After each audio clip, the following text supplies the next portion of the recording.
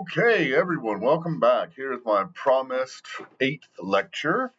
Took me a while to kind of wrap my brain around this, and I also took my daughter on vacation for her spring break, so I'm back. I'm sorry for the time, and I'll get Unit 2 going starting tomorrow. Okay, Chapter 8: Post-Positivism and the Policy Process by Raul Perez Lejano. Section 8.1: Turning Points in the Practice of Policy. And I wanted to sort of preface this lecture with I think this is like critical material, and I think that we as humans sort of do this naturally, right? Especially the more educated one becomes, and the more they learn to sort of filter through information and meaning and data and frameworks, right? Narratives, these sorts of things. Um, but it's hard though. Like I loved sort of the chapter, and I liked some of the sort of stuff that I read sort of outside the chapter by Wittgenstein, and I've read Karl Popper for sure. And we'll talk about that when I get to him. But this stuff is difficult because it arguably can't be tested. It can't be operationalized in any real way, and it can't be sort of replicated. So, in that sense, like that's the core of what science is, right? Testing, trying to poke holes, replication, and learning nuance and context through replication, right? And so this stuff is really difficult. This is more philosophy than it is science, in my own personal opinion. So keep that in mind. And again, I grew up sort of institutionalist economics, data heavy, right? And so maybe I'm a little biased here, right? But I would say again, I think this is natural for humans to do, but it's really touchy as to whether this is science or philosophy, right? Okay, so for the most part, we focused on sort of the institutionalist econometric approach to public policy, right? But some take a different approach, right? Which is not institutional and not econometric, and they say it's sort of argumentative or discursive or linguistic, right? And so this brings us to sort of the case study side of science in a sense, right? Or maybe even just the philosophy of politics and meaning and these sorts of things. All right. Some, they gave a nice history of sort of the econometric approach, but they wanted to point out some criticisms of this approach of science as social building, right? And one that I thought is critical is LBJ's war on policy. I mean, war on poverty, right? It did not go very well. I would also point out, though, that things like the New Deal went really well, which is also so they're sort of picking and choosing examples here. And the civil rights legislation went really well from an institutionalist perspective, right? But especially FDR's New Deal and the explosion that we saw post World War II. They also point out sort of city planning, and we know there are failures here. Chicago, right? The communist project of city planning or urban planning was mostly a crippling failure. San Francisco and some of sort of the blue cities in America right now and their sort of housing crises, these sorts of things, right? And then you could also point out sort of Mao's Cultural Revolution, um, and the almost disdain for science. The same with like Pol Pot and the killing of academics, and somehow that meant anyone with glasses, which is kind of weird. And you could also point out sort of Stalinists' agricultural approach to science, right? Um, we're going to somehow harden these seeds by planting them in the depth of the cold winter in Russia, and somehow we'll come up with like winter seeds. I don't know. There's some weird shit in there, right? And so sometimes this approach can be devastating for a society. Okay, and they also touch on Weber, right? And Weber's really important. this institutional bureaucratic critique, right? And he basically says like this rise in the rationalization of public policy and policy creation, and then the institutional avalanching that happens means that we'll get, quote, rationalization involved increasingly narrow reduction of social processes and institutions into means and technologies, in which easily calculable or accountable outputs would be optimized in rationally designed institutions, right? And so this is, this budget bloat that we've talked about a little bit, right? All the competition between institutions, the needing to look like you're getting something done, right? And the ease of operationalizing a utility maximization or a dependent variable, like we've talked about, when it comes to like how many miles of highway have we built? Well, that's really easy to operationalize, right?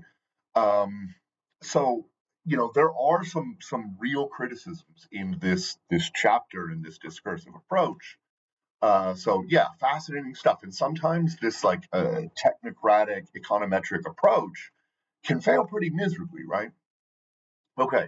Section 8.2, turning points in policy thought. And I'm gonna sort of just break down some of these different strands of thought, right? So you have Saussure's 1916 structural theory of meaning, right? And the next three are going to be sort of ways of analyzing from this discursive approach, right?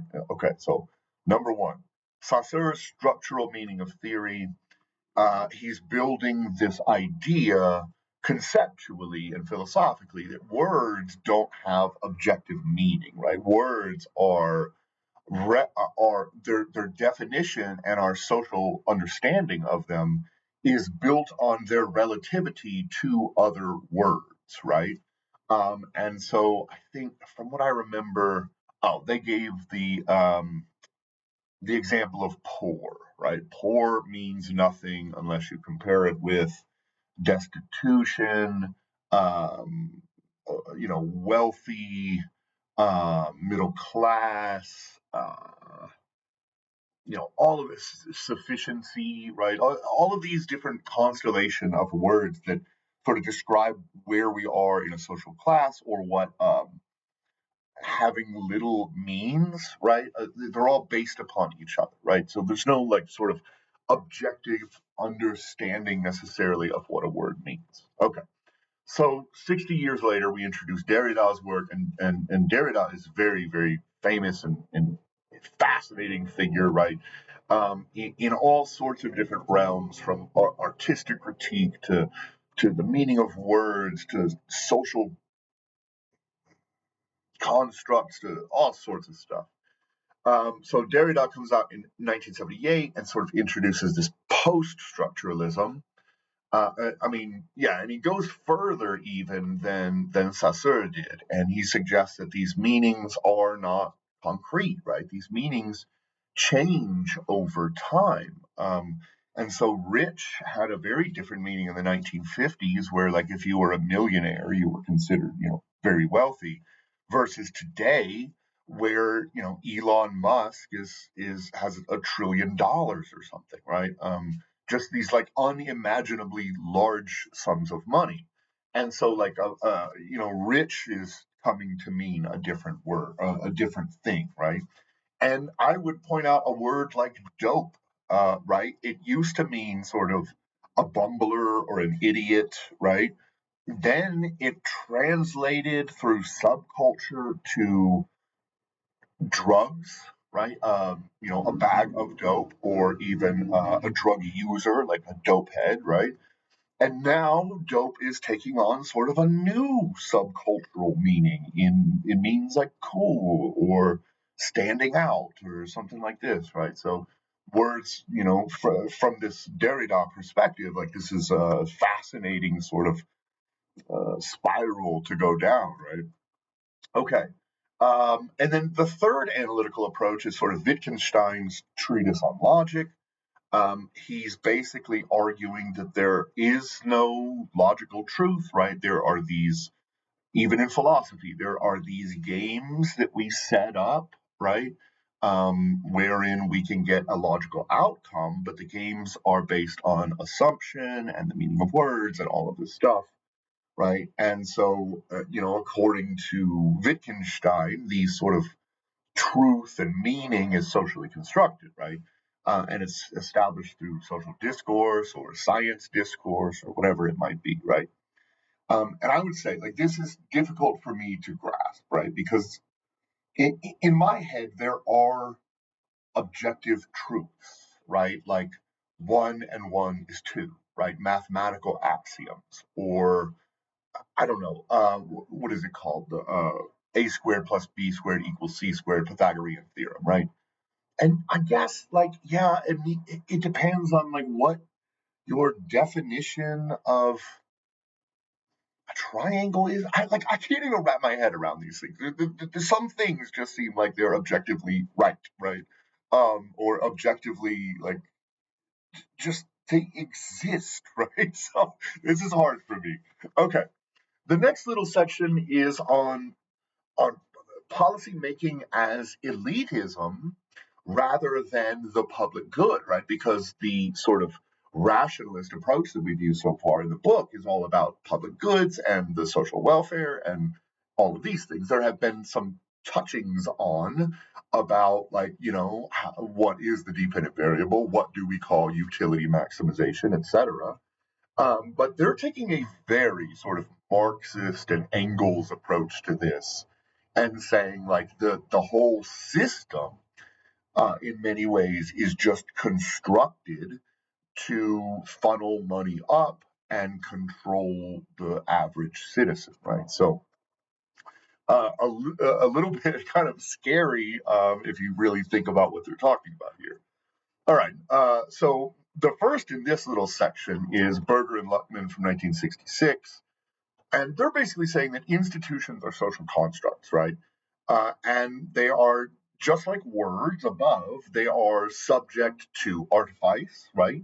To manipulation and all of these things. But they're also sort of based in and constructed socially through this ever changing convention of what we think of as the institution and the rules that are played by, etc. So, as we are seeing with our institutions right now, sometimes just having a law on the books doesn't matter, right? There are some troubling sort of disagreements and even um, dismissal of the court system by the executive right now. And so, yeah, like this social construct is important about, like, what do our institutions mean? Who do we hold accountable when rules are being broken, right? These sorts of things. And this is always changing over time. Uh, And then they say, well, this is important because there is no transcending ethic that all can come to an agreement over, right? There's not this unanimity amongst the population about how policy should be created and everything. And, I think this is a weird criticism for them to even list because, like, the rationalist perspective, the econometric perspective, is in no way even suggesting this, right? Like, that's why we have democracy. This is why we have policy debates, these sorts of things. So this idea that we should all, like, somehow be in lockstep about, I don't get this entire point here. Okay, we'll move on to the second one in this paradigm. We've got Noam Chomsky, who, grossly enough, has been caught up in all this Epstein stuff recently. But he was a very, very famous what would I even call this? A linguist and political critic and all kinds of stuff, right? But he basically says that in his famous 1988 book, he characterizes the state as this conglomeration of military, industrial, government, and big business, right? And everything is all policies that are created. And this was, during the real struggles with inflation and Ronald Reagan versus the Fed chair at the time, who was Paul Volcker, and all of these things, right? So there was a lot of this sort of almost 2008 argument going on. And he's basically just saying, like, all policy is made to aggrandize and I don't know, funnel wealth toward the military, the industrial, the government, and big business, right? And this sounds very much like Marx, very, very much like Marx, who says like the entire sort of capitalist system is based upon, you know, exploitation of labor and the aggrandizement of the wealthy and the bourgeoisie, right, the owners of the means of production. Okay, we move on to the third and final one in this sort of paradigm, and we've got Michel Foucault's 1977 institutions as modeled on prisons, right? And his stuff is really sort of critically acclaimed. I have to say I don't know much about it, but this is really heavy discourse in sort of anti-fascist movements and stuff like this, right? So institutions as modeled on prisons, and they basically say like all institutions and governing bodies are modeled after the same basic mold of the penal institution, designed to discipline the public and channel all human activity toward the furthering of the interests of the powerful, right? And so this is sort of touches on the stuff we talked about above about Noam Chomsky, and it also harkens very, very much back to sort of Marx and Engels' core arguments about the capitalist system, about capitalist governance, all of this sort of stuff, right? Okay, we'll move on to section 8.3, and it is policymaking in an interpretive world, right? And this is where we get sort of some of the discussion about frameworks and narrative analyses and this stuff. I do think there's some really good stuff in here, especially about sort of frameworks, media frameworks, political frameworks, and then the narratives that get built around this stuff, right? Okay, so first we start with Goffman's 1974 treatise on frameworks and how politicians and media and etc.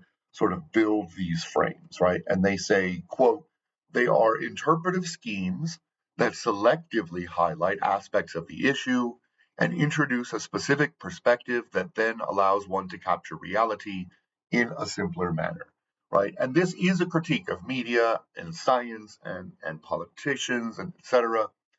Um, and I would say there is a reason to be skeptical about the words that come from anyone's mouth, mine included, right? Um, and you should be skeptical of everything you hear and try to replicate, right? And sort of poke these ideas, right?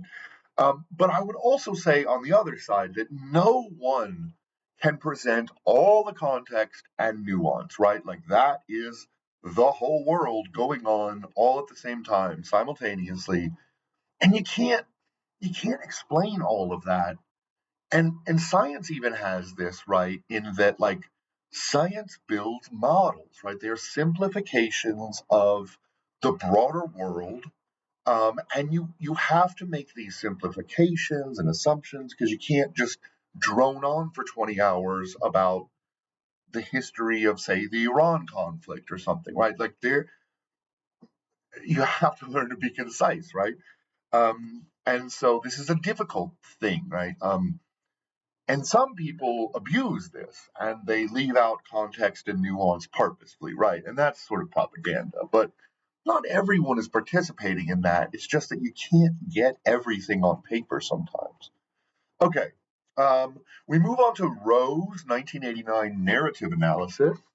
And this is basically just the idea where politicians and public managers use sort of causal stories to craft and construct this reality amongst their, I don't know, constituents, voters, whatever it might be.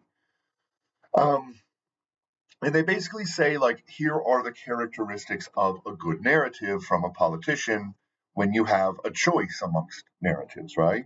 How do we pick the best one? And they start with empirically verifiable, rich, and coherent. And it's like, we're going in loops here now because they just started the whole first half of the chapter saying empirical analysis is all but worthless. We can't even agree on the meanings of words. And now they're saying like we have to use empiricism to ground our stories. And so I find it like, oh, so frustrating. I have a note here like this is getting really messy.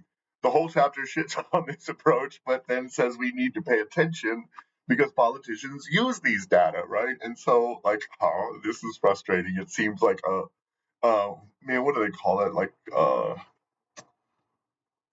man, I can't even remember the word, but it's solipsistic, right? Circular, right? It's very frustrating. Okay, but they lay out these three criteria. First, it has to be tested. This story, this narrative, has to be tested against known empirical information.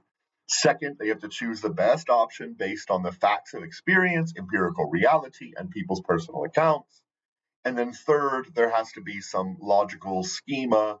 But then again, I want to sort of poke. They just like spent a bunch of time on Wittgenstein, who says like these logical schema are arbitrary and constructed from thin air, and it's frustrating.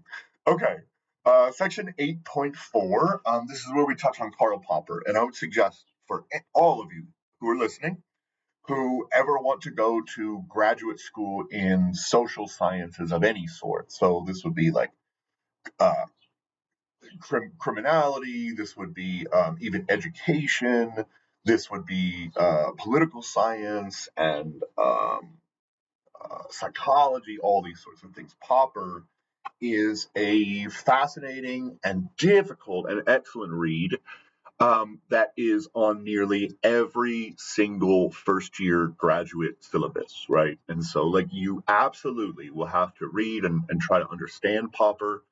And if you can get a head start on that before you get to graduate school, it would impress your professors and probably give you a leg up on understanding like where we're going from here towards real hard scientific inquiry, right? So Karl Popper is excellent. His book is about what is science and how do we get to the truth, right? Um, and basically, the core of it, he says here, like the process whereby claims are constantly subject to testing and confirmation or revision in the world of practical implementation, right? And so this includes a lot of things. First of all, there has to be open discourse, and there has to be a willingness to at least allow people to question, test, offer alternatives, etc. And then, second of all, it has to be repeatedly confirmed, right? Repetition is vital to science, going all the way back to the Enlightenment period. And like a single test of something is trash, right? Like we need repetitive testing. We need nuance, we need context, we need to try to poke through it, right?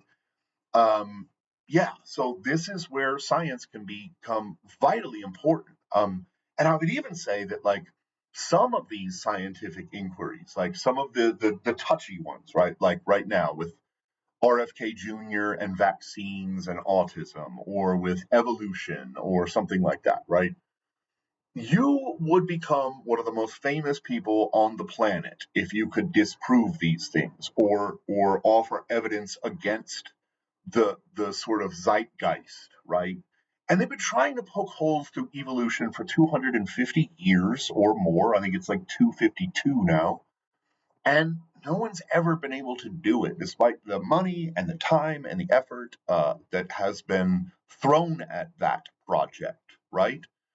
And so, like, it's about incrementalism, it's about repetition, and even through some of these like sketchy approaches to trying to poke holes in these things, we actually can learn nuance, right? We actually can learn new contextual information, deeper understanding of how these processes work or don't work, all of these sorts of things. Um, but this is the troubling thing about something like RFK Jr. coming in and promoting vaccine skepticism. Yes, we need skepticism, but we need rigorous scientific inquiry, and after decades of sort of repetitive and incrementalist approaches to these understandings, um, we need to eventually come to the idea that okay, this is real, right? And like, I don't know, this is a very difficult discussion, but this is like the core of Popper. Like, we need open discourse and criticism and critiques, etc. And sometimes there's not enough room for that. Okay, I'll be honest. Like, sometimes these alternative ideas just get sort of laughed out of the room, and that's not fair either, right? If there's some evidence there, and then we can go back and retest and retest and retest, right? But on the other end, replication means something, right? And this like preponderance of evidence is what we look for in science. Preponderance of evidence, right? Multiple analyses show the same thing with different tiny little nuances. And then you get meta analyses that show the same thing. We sort of gather all of this research together. And so it's about this preponderance of evidence, right?